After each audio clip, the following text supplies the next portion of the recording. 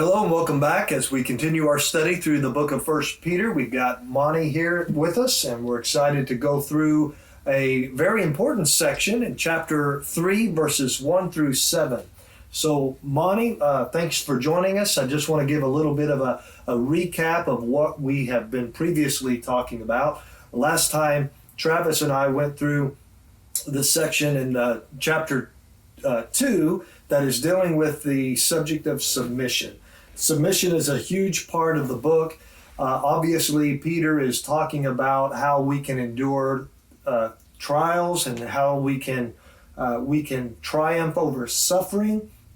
And submission is counterintuitive. It is counterinstinctive, but it is, if we're going to follow Christ, that is the natural course. We submit, and we submit to our governor, our government, the powers that be. We submit to our bosses, our employers. And in this section, we're going to learn a little bit more about submission in a personal way. So if I were to ask you what verses 1 through 7 of chapter 3 is about, what would you say? What's the summary? I think to sum it all up, with the idea that probably in times of stress and trials, marriages might suffer. And really it's about the idea of marriages continuing to stay focused on what God has placed as far as the responsibility for the wife and for the husband, so that they can still work together and remain together through trials. Because we know that when trials happen, one of the things that can suffer is a marriage. And I think there's a focal point for that in these 7 verses. Absolutely. And when you think of Peter, he's giving very specific practical advice. What should we do with our government? What should we do? What's our responsibility? Well, he tells us. What should we do in situations where we are under a master, a servant-master, employer-employee relationship?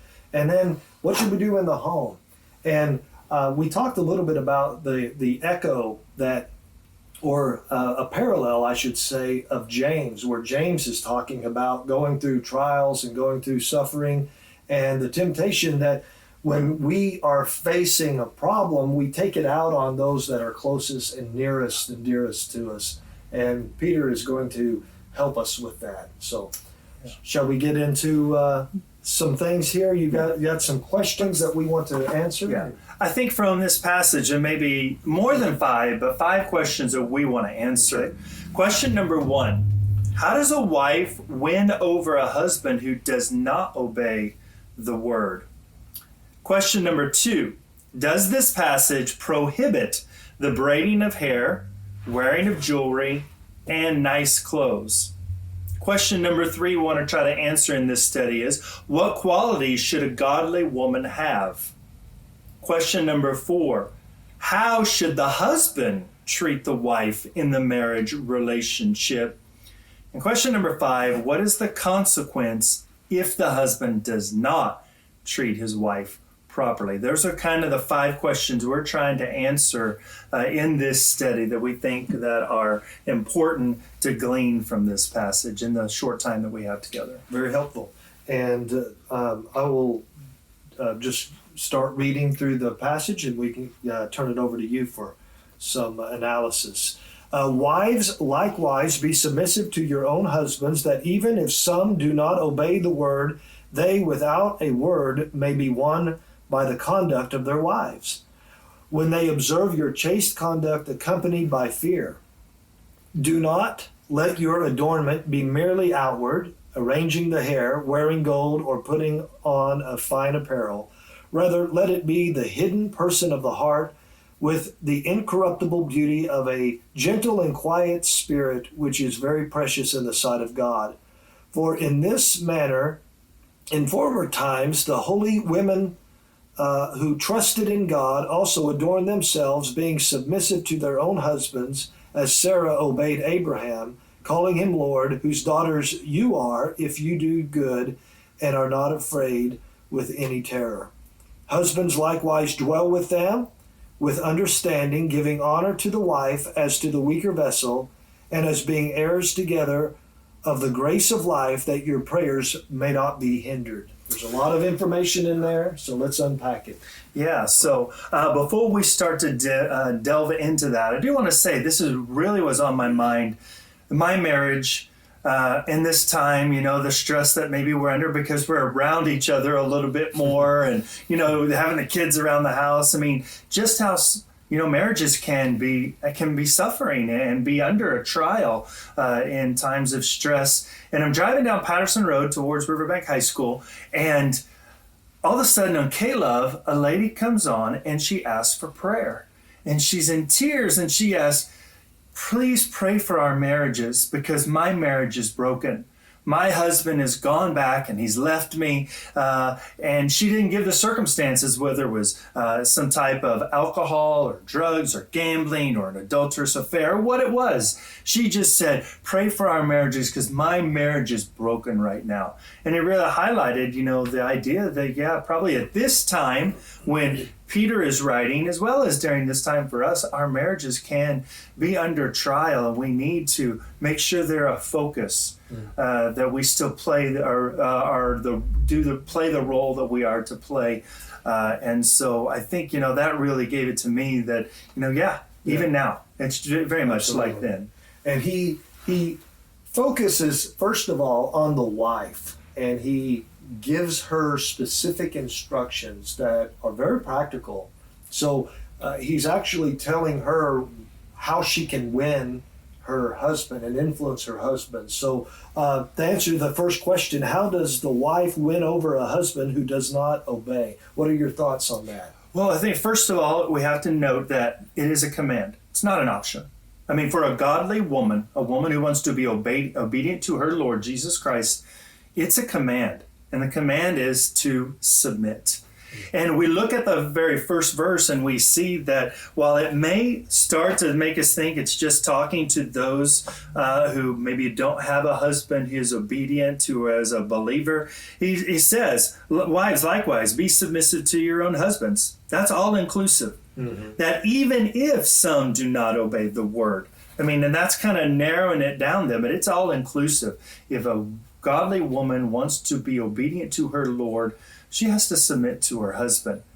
And you and I talked a little bit about this, about who is, does he have under consideration here? Is he talking about wives that are married to Christians? Are they weak Christians? Or are they just non-believers? The idea of one, to win them to Christ, conveys the idea that he does have some consideration of people that weren't even Christians, but regardless, does it change anything? Yeah, as far as I think that most of us have always thought that won by the conduct of their wives, but that idea of winning them over to Christ.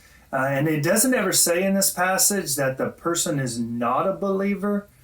I mean, even though I think with that phrase, that probably leads us to believe that because it could very well be the person might have been obedient to the gospel when the husband decided not to be obedient to the gospel. Right. They might have both been obedient to the gospel, but then he fell away. I mean, there's different situations, as far as why the husband may be disobedient or not a believer at the moment. And so it is definitely, through the conduct, through the example, that the wife can win the husband over to obedience. Maybe it is actually to a life of faith and believing, which we have seen that in our lives. I've seen that in my own life with my mom and my dad. But also it could, go beyond that in the sense that maybe they've fallen away, which we've seen that as well. In the church, or maybe it's even there's a specific thing that they're being disobedient to the word to at that point, and the wife continues to set the example, right, trying to win her husband back over to obedience to maybe one or two specific things. And so, but the idea is the power of example, right, and not compromising, because many times they get in those situations.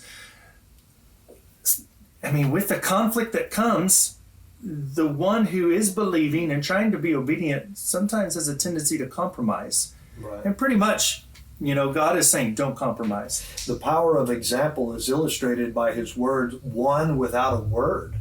He doesn't say you have to preach to them. You have to continually remind them of why they're not living right or why they're not doing right. But simply living the example before them will influence them to do right. And we've seen that over and over again. So. Yeah. And I think, maybe with God's wisdom and his commands in Ephesians, the 5th chapter, he tells the wife to respect her husband. He doesn't tell her to love her husband, respect her husband.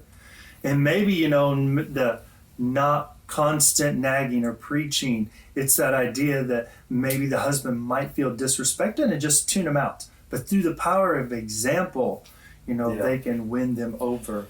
So right. In verse 2, when they observe your chaste conduct accompanied by fear, there's the reverence there that he's incorporating, that they, not that they hear your sermons or your preaching, but that they see, they observe what you have to say. Okay, well, moving on. In the next section, verse 3, we have a question about that concerning. Yeah. So our second question was, does this passage prohibit the braiding of hair and wearing of jewelry and nice clothes? And so I've dealt with this before, and maybe I think you probably have dealt with it before. It might sound like it's saying, don't braid your hair or arrange your hair, don't wear jewelry or gold, and definitely you can't have nice clothes. Is that what this passage is teaching? Well, I think the answer to that is found in the fact that there are a couple of words in this passage that help us understand really what he's emphasizing. And these are supplied words, meaning they're not in the original, but they're put there by the translators, and they're usually in italics. And the first supplied word is, do not let your adornment be merely outward. And we understand the word merely meaning to not let it be the only thing, not let that be the focus of your attention. He's talking about the examples as godly wives. What's the emphasis? Well, it's to be the hidden beauty, the godly quality. And the second supplied word is or putting on a fine apparel. The word fine there is supplied, a costly array or expensive clothing. But in the original language, he's talking about don't let it be putting on of apparel and just apparel. We understand that he's not talking about a strict prohibition of apparel because that would go against the principles of modesty and so forth. So he's talking about the extremes here. There's a passage in John chapter 6 and verse 26 where Jesus said, do not labor for the meat that perishes. Well, we understand Jesus is not talking about don't work for physical food. We have to harmonize it with other passages. If a man doesn't work, neither shall he eat.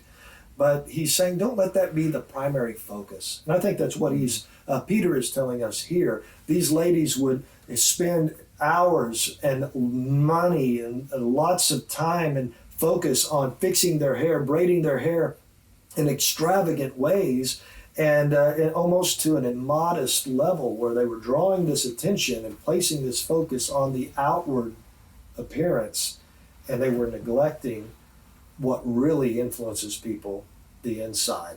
And so I think that really explains, in my understanding, the question. Yeah, I agree, and 100%.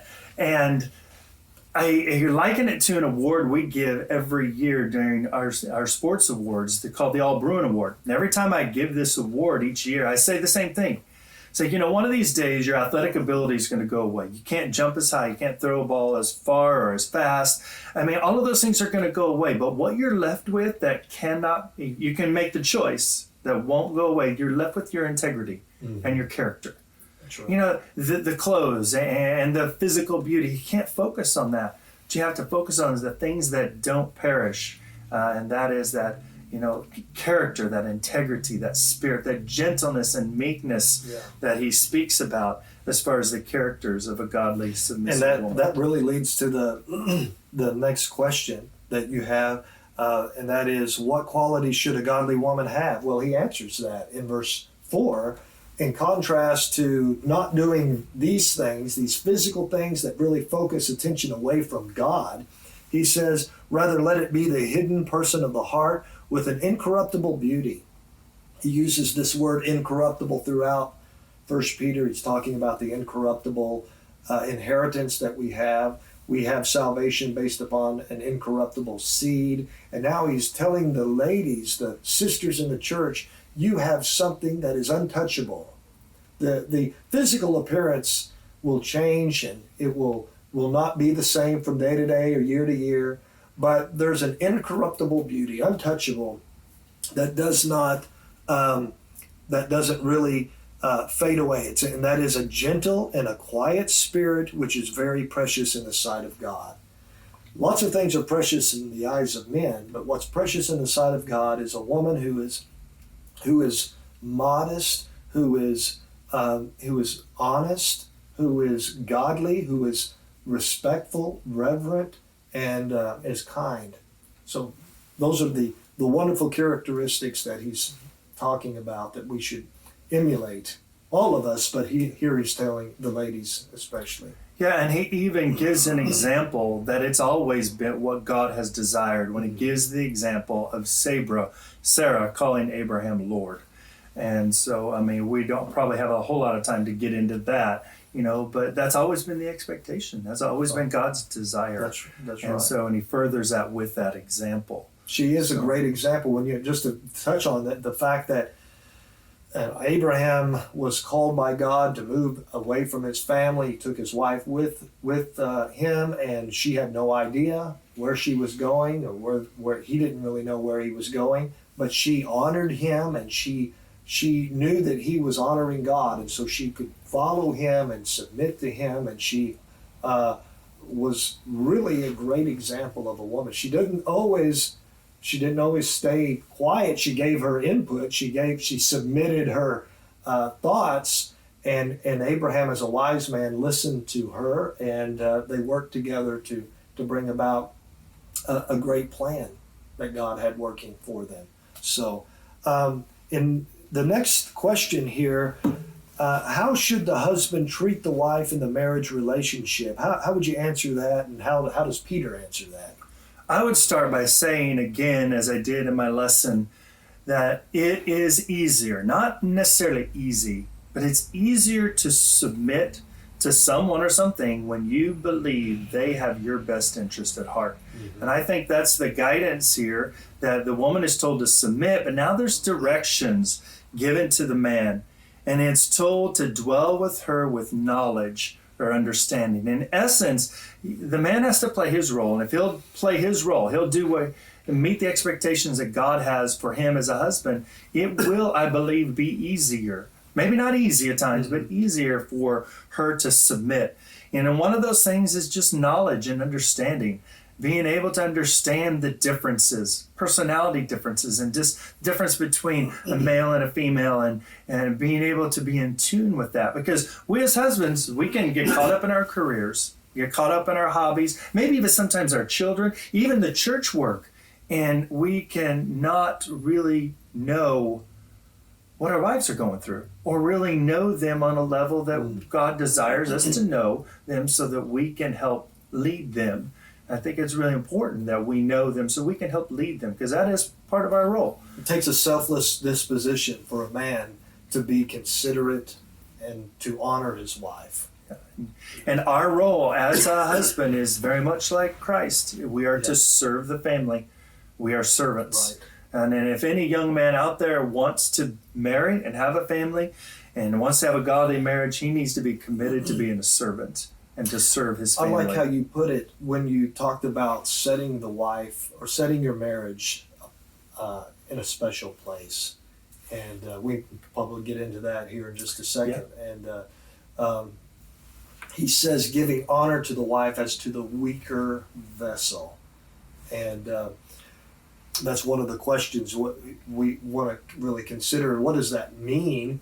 And obviously there's some differences between men and women, like you said. And there's physical differences, there's emotional differences, but in Christ there's neither male nor female. As far as God is concerned, both men and women are of equal value.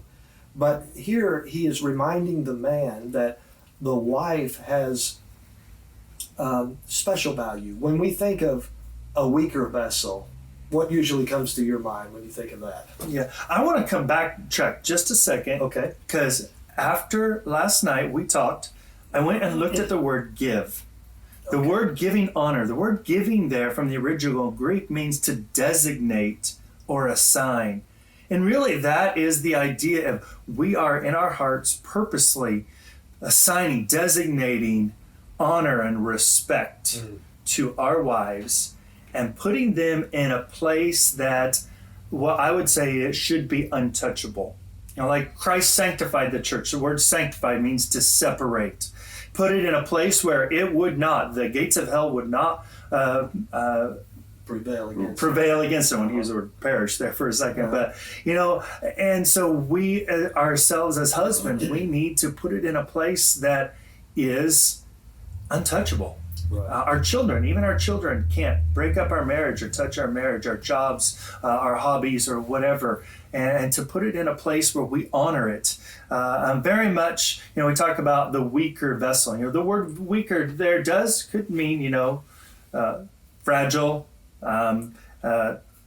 without strength. But I think the key word is vessel there, you know, and something that's to be used, as you talked last night. And the idea of the weaker vessel is something that's precious, I think. With using that word weaker along with the word vessel, it's something precious. And in one sense, go ahead. Well, I was just going to say, you know, as we were discussing this, and you and I are interested in premarital counseling and helping people in their marriages. And one of the things that I like to use when we come to this is a china cup. And there are some cups that my wife wouldn't mind me taking to work or taking out, and they're not really all that fragile. But I've given her a special gift, a cup that I've purchased when I was overseas, and it was very fragile, but it was very valuable. And this idea of setting apart, putting it in a safe place, that's what we do with the china cup. It doesn't speak of something that is less valuable or inferior, but a weaker vessel actually is to be pedestalized and protected and provided for. And that's really a beautiful picture. And it is. It's even a picture that's supported here because the word honor there means a price that is paid. And looking it up. And so there's this designation for this price that's paid. You talk about the china cup. Well, where does it go?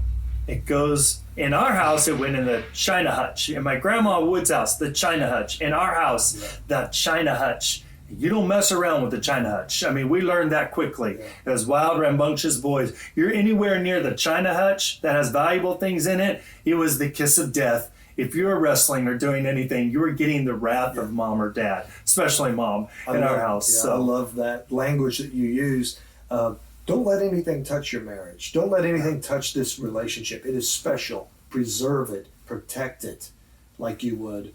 Giving honor to the wife as to the weaker vessel. What are the consequences of not doing that? And so going back to Ephesians 5, I mean, as far as Christ's relationship with the church and my relationship with my wife and husband's relationship with their wives, their prayers will be hindered. In essence, they are sinning and they are spiritually hurting their own lives by not protecting and honoring and cherishing their wife and serving in the household. So it says specifically that your prayers are hindered. Very sobering warning. He begins by addressing the wives and her relationship. Then he shifts to the men, the husbands, and their responsibility to the wife, and understanding that the marriage, the home, is a divine institution. It's something that God put into place before the church even came along. And sometimes we behave in the church in a certain way, understanding the presence of God and understanding the sacredness of this institution. But then we go home and we treat our wives irreverently and disrespectful, and not really remembering or recognizing that the home is a divine institution, just as the church is. And our relationship with our wives can affect our relationship with God. Yes. Our prayers be not hindered. one thing that is symbolic of our relationship is our ability to communicate with God and pray to Him. But if we don't communicate correctly with our wives and dwell with them according to knowledge, then our relationship with God is hindered as well. Yeah. This idea that being heirs together of the grace of life, I think is a beautiful picture that he's showing the fact that husbands and wives are a team. Starts off, yes, we have different roles, we have different responsibilities, but we are not independent of one another. We are heirs together of the grace of life, going to the same reward, working for the same goal. You have any thoughts on any of that? Or Well, just the one thing I want to say, I think that the world needs to see that. I mean, looking at the marriages in this world and how many end in divorce and just domestic violence. I mean, Christ, according to Ephesians 5, Christ washes the church with the word to present it to himself as glorious. And in many ways, we do the same thing. I mean, if we're doing what we need to do, we are presenting to the world our marriages and what a godly marriage looks like. In my experience, I didn't even know it was happening at the time, but as we invite kids that I've coached and I've taught into our home, into our lives at times. There's a specific family, the Harrison kids. And I think every one of them have been here to worship with us. The three boys have very strong marriages right now, and either all three of the boys and two of the wives at this point have either said to myself or to Rebecca or to both of us, your marriage, they continue to talk about, we want to have a marriage like yours. We had no idea at the time, but it's the fact that people are watching. They left it there. And so, I mean, that really, it's powerful, and it's what the world needs to see. Absolutely. That we need to serve and we need to make sure. And one of the ways that we make sure we have a godly marriage is just Christ washed the church with the word. We follow the word of God. Yeah. In our role. Reverencing, submitting, loving, giving honor, all of these things help to make a marriage successful. That the wives would be a Christ-like responder and the husbands would be a Christ-like leader. Our homes would be stronger. Many times we wonder, what can we do? Maybe we're not capable of preaching a sermon, or we're not capable of being in the forefront, but we can focus on our families, building them up, and those are testimonies to the world, as Paul said, that I speak of a mystery, but I'm actually talking about Christ and the church. So when people see our homes and they see our relationships, it gives honor to God, and it actually draws attention to the glorious bride of Christ. Amen. So, beautiful thought. Anything else or anything? I might finish up by saying probably that 1 Peter 3 and verse 1 must be Jimmy's favorite verse because of the alliteration, the repeated W's in verse 1. I didn't even think of it until you were reading it. One without a word. Yeah, that's and right. So wives is used there, and that's so right. I just, when you were reading, I was like, oh, that's got to be his favorite verse. Look at the alliteration there. Thank you. It is a great verse, but we're so thankful for this teaching, very practical, and in the heart of this darkness that these Christians were going through, Peter is saying, here's some practical information that you can be a light to a world and glorify God. So thank you for joining us. Thank you for your insight and your studies. And thank you for joining us, and we welcome you back next time as we continue through this great book of 1 Peter. God bless you.